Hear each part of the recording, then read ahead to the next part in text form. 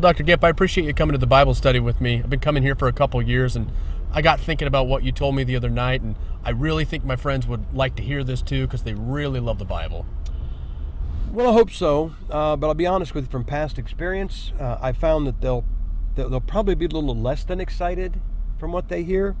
People that tend to defend their version, even if they see a mistake in it, it's based more on pride than a love for the Bible. But we'll give it a shot. But don't be surprised if they're a little less excited than you expected. Hey, sorry we're late. This is Dr. Gipp, one of my professors at the Bible College. I hope you don't mind if he joins us tonight. Hello.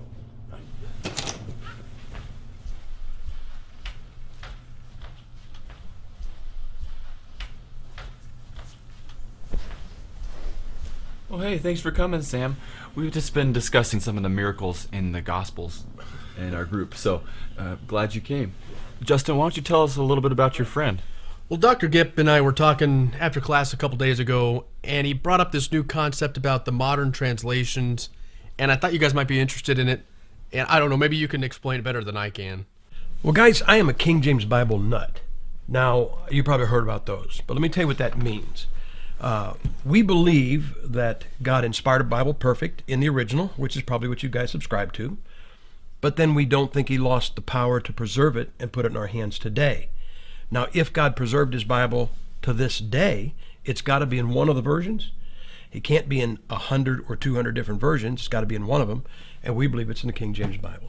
Well, aren't all the Bibles the same as the King James Bible, just without all the these and the thous? Well, yeah, that's what a lot of people think, that all the new versions are just the King James without the old language and the these and thous, but that's not actually true. They have a lot of problems. What version do you have? New International Version? Okay, I'll give you an example. You've got an NIV.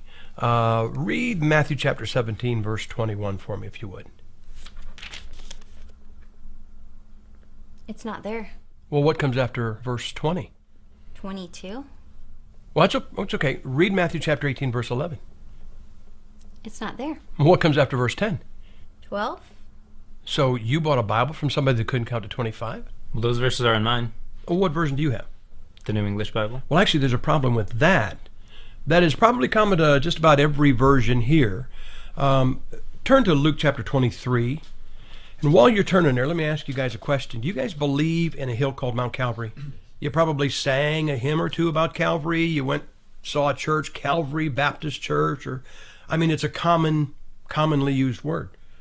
Well, I'll tell you why. If you believe in Calvary, you believe it for only one reason. You believe it because of Luke chapter 23, verse 33 in the King James Bible. Because that is the single only place. I'll show you. Luke 23, verse 33, it says this, "And when they came to the place which is called Calvary." Now, that is the only time the word Calvary appears in the Bible. What does your New English say? It says, "And when they reached the place called the Skull." Okay, what do you have? What version? Good News Bible. Okay, what does it have? The Skull. And what does your NIV have? Mine says the Skull. And I think I saw a New American Standard, and you looked it up. What does it say? The Skull.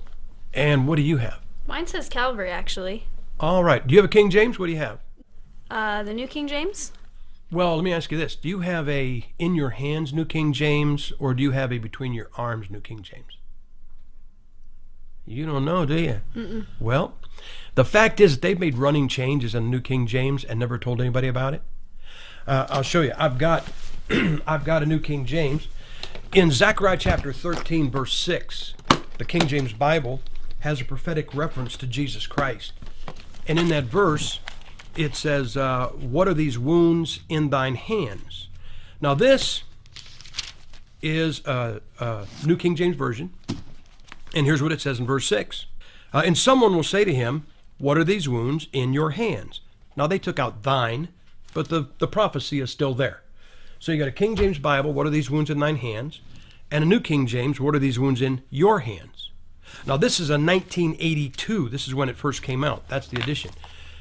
What does yours say? Mine says, "And one will say to him, what are these wounds between your arms?" Well, you just lost a prophetic reference to Jesus Christ, and you got two New King James versions, and they read differently, and nobody ever told anybody that they were making those changes. Yeah, but I think we could agree, that as long as the doctrines are intact, that's the most important part. Yeah, but let's remember something. The Bible is not a college textbook. I don't know of anybody that says, hey, what are you going to do tonight? Well, I'm going to go home and read my college textbook. Like there's nothing else to do. The Bible is our source for preaching. It goes far beyond just doctrine. And one of the problems with modern translations is they tend to put problems where there were no problems before. Well, Brother Gip, if I can just say something real quick, I feel like you've come in here and, okay, you've shown us some problems with our Bible and some of it's funny, and you just come in here and you're just causing division now between us when we're trying to learn the Bible together. Well, I understand the sentiment of that statement, and sometimes it is construed that way, like you King James guys are causing division, and if it wasn't for that, we would have unity. But unity is just that. Think about this. There's probably no portion of Scripture known to the world, lost or saved, better than Psalm 23 out of a King James Bible. The Lord is my shepherd. I shall not want. So even a lost world knows what that sounds like out of a King James Bible. How about we just do it? How about we just all read? We'll read from all the versions you have. We'll read Psalm 23 in unison and see how it sounds. Okay?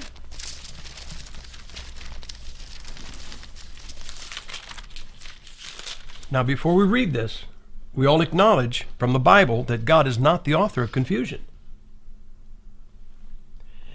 The Lord is my shepherd, I shall not want. He makes me lie down in green pastures. He leads me beside quiet waters. He restores my soul. He guides me in the paths of righteousness for his name's sake.